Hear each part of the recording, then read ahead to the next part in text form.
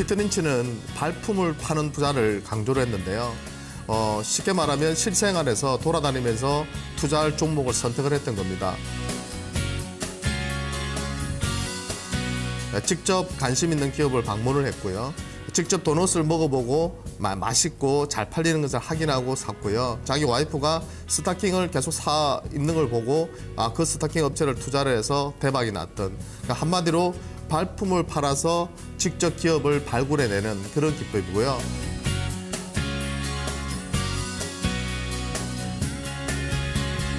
잘 나가는 기업에 투자를 해라는 겁니다. 예, 못 나가는 기업에 투자하는 것이 아니라 잘 나가는 기업에 투자를 해라, 이렇게 말을 했는데요.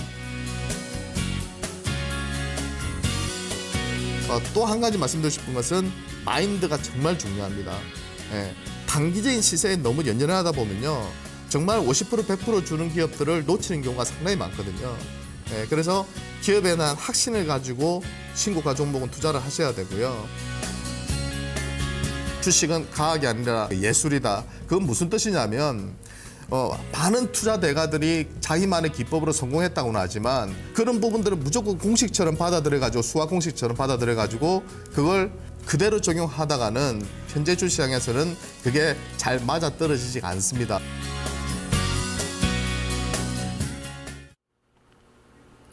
네, 레전드에게 듣는다 유성추 운용역입니다. 안녕하세요.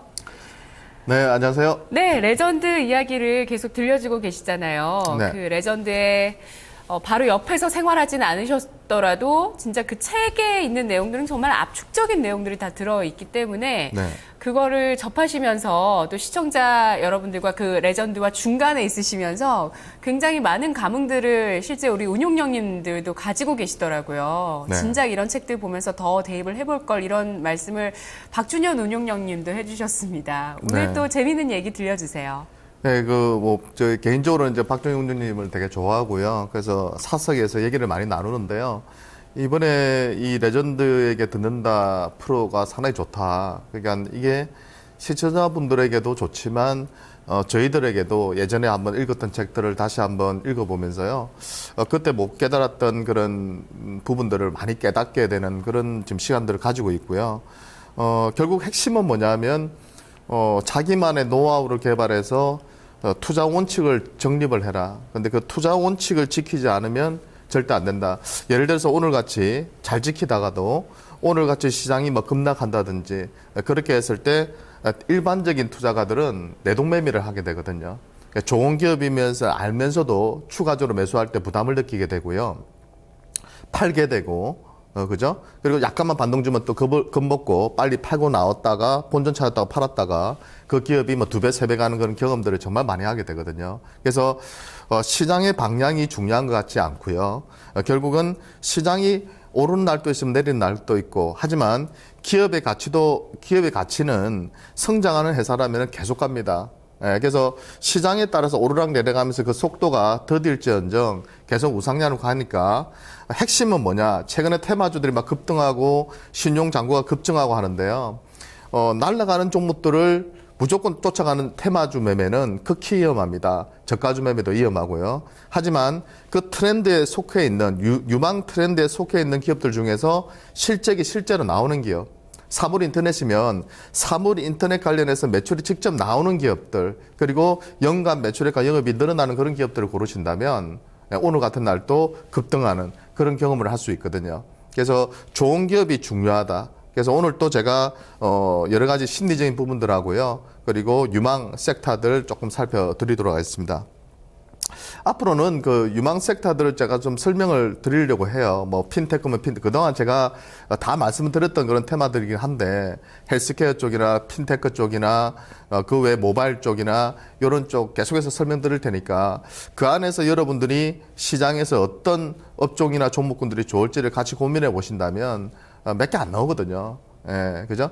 그러니까 투자금이 좀 크시다면 대형주 위주로 그런 섹터에 있는 기업들 찾으면 되고, 내가 약간 금액이 적다면 너무 대형주 포트만 구사할 게 아니라 조금 섞어서 투자하시면 안정적인 수익이 날 걸로 보입니다.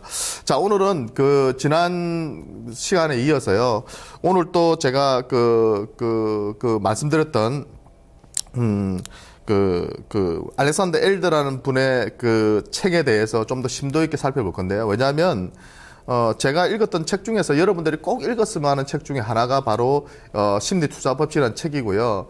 이 안에 나와 있는 그 개인들의 심리 2장, 3장은 볼 필요 없어요. 그건 다 기술적인 부분들이기 때문에 크게 중요한 거 아니거든요. 근데 1장에 나와 있는 투자 심리에 대한 부분은 여러분들이 꼭 읽어보세요. 엄청나게 도움이 됩니다. 아, 내가 이랬지. 아, 내가 맨날 이랬어. 내가 이렇게 실수했어. 아, 이 사람 참 대단해. 알고 보니까 정신과 의사예요. 그죠? 그러니까 사람의 심리를 정확하게 파악하고 이 사람은 그런 내용들을 적어줌으로써 한 번 더 우리가 우리 자신을 리마인드 할 수 있는, 그죠? 다시 한번, 자기의 단점을 들여다볼 수 있는. 주식 투자자의 가장 큰 단점은 뭐냐면, 수익이 안 나는 사람들의 가장 큰 단점은 뭐냐면, 다 남 탓해요. 시장이 하락해서, 전문가가 뭐 잘못해서, 뭐 정부사 직원이 뭐 잘못해서, 다 남 탓하거든요. 그죠? 그러면 안 되고, 자기가 왜 손실이 계속 나느냐.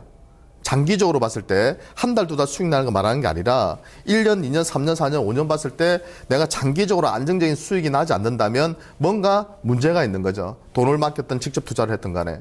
그러면 그 단점, 그 실수를 인정할 때부터 그 사람은 하수에서 중수로 올라설 수 있고, 그래서 또 자기의 그런 실수들이 계속 반복되는 부분이 있겠죠. 하지만 줄어들었겠죠. 하수 때보다는. 근데 그때도 실수는 계속해요. 저도 지금 또 실수를 하거든요. 그렇지만 그 실수를 겸허히 받아들이고 반성하고 고쳐나가면 나중에는 중수에서 또 고수로 올라서는 단계까지 가는 거죠. 근데 대부분의 사람들은요, 인정하지 않습니다.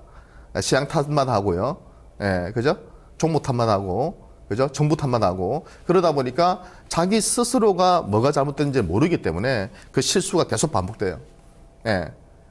30년을 주식 투자 전공가에서 일한 사람들도요, 똑같습니다. 왜? 자기가 실수한 것을 고쳐나가지 않으면, 똑같아요. 20살 때나, 50살 때나, 30살 때나, 60때나 똑같단 말이에요. 매매하는 방식이.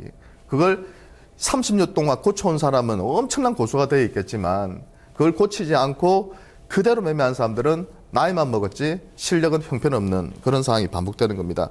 그래서 오늘 제가 강조드리고 싶은 부분은 바로, 이 트레이드를 하는 사람들의 심리에 대해서 조금 더 살펴드리려고 하는데요. 첫 번째로 보면 트레이드를 스스로 망치는 행위들이 있어요. 트레이드가.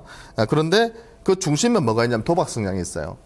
그리고 자기 파괴적인 행동 패턴이 있다 이렇게 나와 있는데요. 뭐 도박 성향은 솔직히 말하면 사람이라면 없을 수가 없어요. 그죠? 우리가 모 연예인들 보면 도박 때문에 지금 방송 출연을 하지 못하는 사람들 상당히 많잖아요. 그게 뭐라고 해야 될까요? 제 같은 경우는 솔직히 남의 돈을 딴다는 것 자체가 싫어서 개인적으로는 뭐 명절 때 친구들하고 만나서 하더라도 저는 돈을 따면 다 줘버립니다. 왜? 그게 불편하더라고요. 그래서 성향상 그런 사람도 있지만 이게 어떤 죄책감이 있는데도 불구하고 상당히 집착을 하게 되고 이게 뭐야 스트레스를 해소하는 그런 성향이 있기 때문에 대부분의 사람들은 결과와 상관없이 도박에 빠지게 되는데요. 주식도 마찬가지인 게 우리가 주식 투자를 하는 이유는 매매를 많이 하기 위해서 도박을 하기 위해서 매매를 하는 것이 아니라 수익을 내기 위해서 내 노후 자금을 마련하기 위해서 자식들 장가 결혼 자금 마련하기 위해서 집을 사기 위해서 뭔가 필요하기 때문에 내 재산을 불리기 위해서 경제적인 자립을 이루기 위해서 대부분의 저희 나이 또래 50대, 60대, 70대 분들이 투자를 하고 있거든요. 그런데 희한하게도 주식시장에 참여를 하고 나면, 그런 부분은 싹 사라져버리고요. 자기 자신의 이 손가락 본능, 매매에만 집착해요.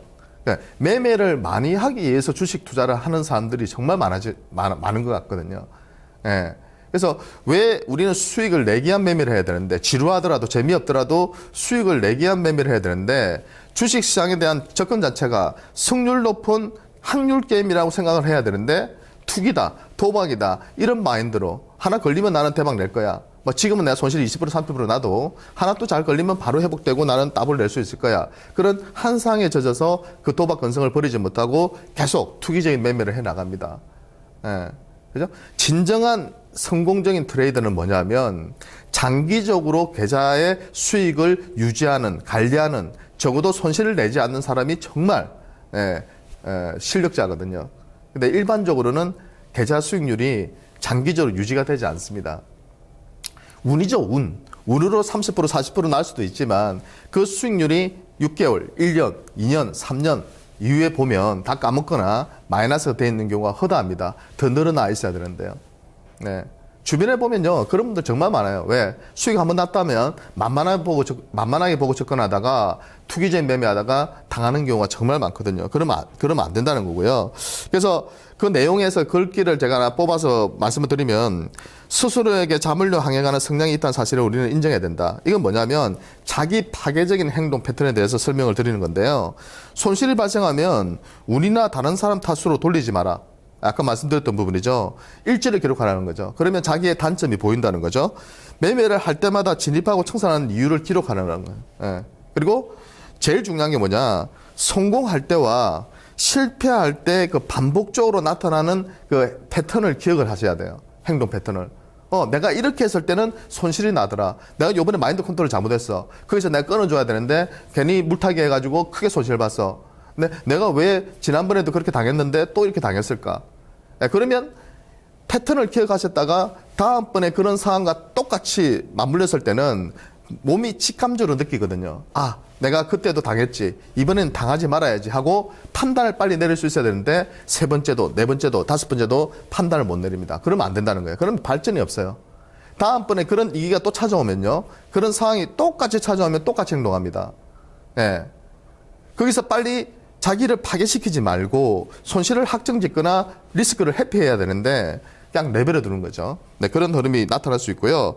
과거에서 배우지 못하는 사람은 실수를 반복하기 마련이다. 이렇게 말씀을 좀 드릴 수 있겠습니다. 네네. 진짜 스스로에게 자멸로 가는 어떤 성향, 그러니까 인간이라는 게 그런 본능이 있다. 이런 얘기가 참 공감이 되는 것 같아요. 그러니까 투기는 자멸이다. 이 말도 될 것 같고, 투기도 참 자기 파괴적인 행동이다라는 생각이 드는데요. 운용량님도 주식 투자를 지금까지 해오시면서 자기 파괴적인 경험을 해보신 적 있으신가요? 네, 없다고 하면 그건 거짓말 같고요. 제 같은 경우에도 제가 처음 주식을 시작했던 때가 20대 후반대였는데요. 20대 후반에서 아마 30대 초반대가 그런 상황이었던 것 같아요. 그때는 투자 금액 자체가 크지 않았기 때문에 제가 주식 투자를 함에 있어서 예를 들어서 한 500만 원 넣고 시작하고 1000만 원 넣고 시작하고 이런 식으로 해서 한 3, 4년을 한 적이 있었는데요. 그 시절이 제가 가장 부끄러운 시절이에요. 왜? 선무당에 사람 잡는다고 객기를 부리고 한두 종목 급등하면은 제 실력인 줄 알고 오버하고, 그래서 투기적으로 접근하고, 그러다가 손실이 나면은 어떤 식으로 됐냐면요, 미수를 칩니다. 예. 신용을 해. 그리고 은행에 가서 대출 받아와서 투자를 하고요. 나중에는 어떤 상황까지 갔냐면 카드 약관 대출까지 보험 약관 대출까지 받아서 투자를 하는, 네, 그죠? 이자를 지불하면서 투자라는 그런 상황까지 가거든요. 나중에는요, 아무 감각이 없어져요. 네. 나중에는 미수를 쳐가지고, 제가 손실이 20% 나고, 온금에서 한 6개월 후에 보니까 반토막이 나 있어요. 네, 아무 감각이 없어요. 왜? 금액이 적기 때문에 그런 것도 있죠. 내가 연습한다, 배우겠다는 생각도 했지만, 그때 제가 깜짝 놀랐던 게, 이 손실에 대해서 너무 둔감한 거예요, 제 자신이. 예. 언젠간 그냥 되겠지. 아주 좋은 기업을 사놓고 낙관주의가 되면 좋지만, 좋은 기업이 아닌 기업, 그냥 단타로 들어갔다가 물린 기업을 가지고 언젠가는 되겠지. 저가주들 특히 이런 기업들 가지고 그때 시절에는 막 투기적인 매매를 했거든요. 예, 그때의 경험이 저에게 있어서는 정말 큰 도움이 됐거든요. 아마 여러분들도 그런 경험이 다 있으실 거예요. 대형주든 중소형주든 시기적으로 봤을 때 한 번씩은 다 있으시거든요. 근데 그 브레이크를 걸어야 돼요. 예, 손실에 대해서 제어를 할 수 있어야 돼요. 컨트롤이 돼야 돼요. 그렇지 않고 예를 들어서 내가 펀드를 운영하는데 펀드의 손실이 30% 갔다가 30% 수익 났다가 30% 마이너스 났다가 30% 또 수익 났다가 이런 식의 변동성이 높은 운용을 해서는 안 된다는 거죠. 여러분들 계좌도 마찬가지예요. 그런 식의 운용은, 그런 식의 매매는 나중에 큰 손실로 대부분 한 90% 이상 다 이어진다고 보시면 됩니다. 예, 그래서 안정적으로 매매를 해 나가는 그런 부분들을 해 나가셔야 되고요. 저도 그걸 깨닫는데 시간이 많이 걸렸어요. 근데 여러분들은 이 시간을 통해서 제가 말씀드린 부분들 잘 기억하셨다가 나도 그런 적이 있었지. 그러니까 다음번에 중요한 것은 다음번에 그런 상황이 왔을 때, 그죠? 신용을 치거나 미수를 치거나 더 물타기를 하거나 돈을 빌려와서 몰빵을 하는 것이 아니라, 또는 선물 옵션 쪽에 가서 더 투기적인 매매를 하는 것이 아니라 딱 끊을 수 있어야 된다는 거죠. 자기 기준을 딱 잡아가지고 예를 들어서 10% 손절 기준을 하면 그 기준이 왔을 때는 딱 끊어버리고 다시 시작할 수 있는 그런 원칙을 지켜나가는 우리가 돼야 되겠다 이렇게 말씀을 드리겠습니다. 자, 그리고 트레이딩 심리에는 어떤 게 있냐면요. 규칙 파괴의 유혹이 있어요. 그래서 아마추어들은 계속해서 돈을 벌면 자기가 천재가 된 듯한 착각에 빠진다. 너무 잘나서 규칙을 마음대로 깨도 성공할 수 있으리라는 생각에 더욱 신나한다. 그죠? 바로 이때가 바로 트레이더들이 규칙에서 벗어나 자멸로 빠지는 순간이다. 성공한 트레이더의 유일한 종표는 계좌의 수익이에요. 계좌의 수익. 말로 수익을 이야기하는 것이 아니라 나는 주식 잘해가 아니라 실제 계좌에 찍힌 잔고가 그 사람의 실력이죠. 말을 잘하고 못하고를 떠나가지고 시장 대비해서 그렇게 여러분들도 말로 하지 마세요. 내 계좌를 보고 내가 자신을 들여다보세요. 잘하고 있는지 못하고 있는지를 객관적으로 들여다보고 자기 안에서 실수를 찾아내야지 발전이 있는 것이지 그렇지 않으면 발전이 없습니다. 트레이딩 심리에는 또 중요한 내용이 뭐냐면 이 사람이 자기의 트레이딩 방식을 바꿔놓은 통찰 이렇게 제목을 드러났는데요. 알코올 중독자 모임에서 자기는 통찰을 그런 주식시장에서의 통찰을 얻었다는 거죠. 뭐냐? 알코올 중독자가 그 손실 내는 주식 중독자하고 비슷하다는 거예요. 그래서 알코올 이꼬르 손실 이렇게 이야기를 했고요. 손실로 계좌가 깡통이 된 트레이더와 알코올 중독자 사이에는 놀라운 공통점이 있는데요.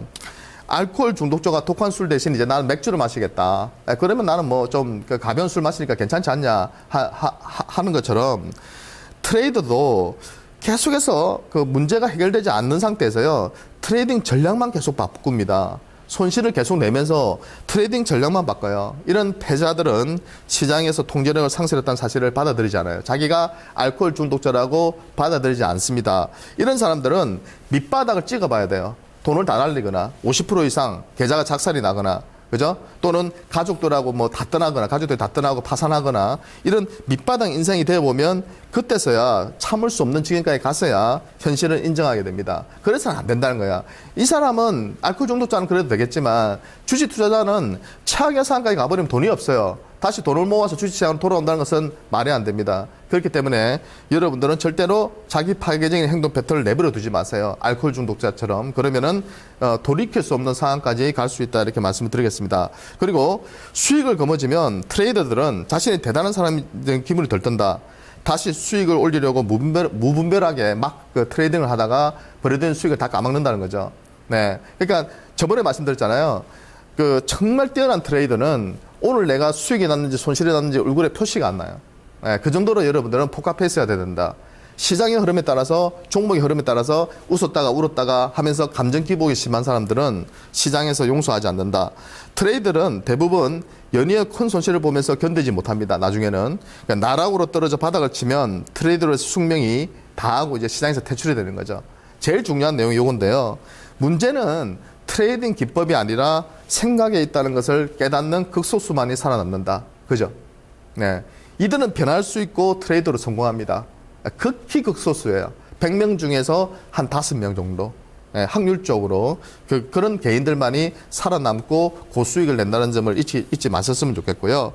이번 주 시장에 대한 한마디를 해드리면 코스피 코스닥의 차별화 장세가 지속되고 있어요. 뭐 지난 시간에도 말씀드렸던 내용인데 외국인이 들어오기 전까지는 아마도 개별 종목장이 지속될 가능성이 높습니다. 그러니까 다음 주에 ECB에서 양쪽 완화를 할 가능성도 상당히 높아지고 있거든요. 그렇기 때문에 최근에 미국 시장의 급락이 약간 진정이 되고 유럽 쪽에서 좋은 소식이 나와준다면 우리 시장도 반전의 계기가 마련될 걸로 판단이 됩니다.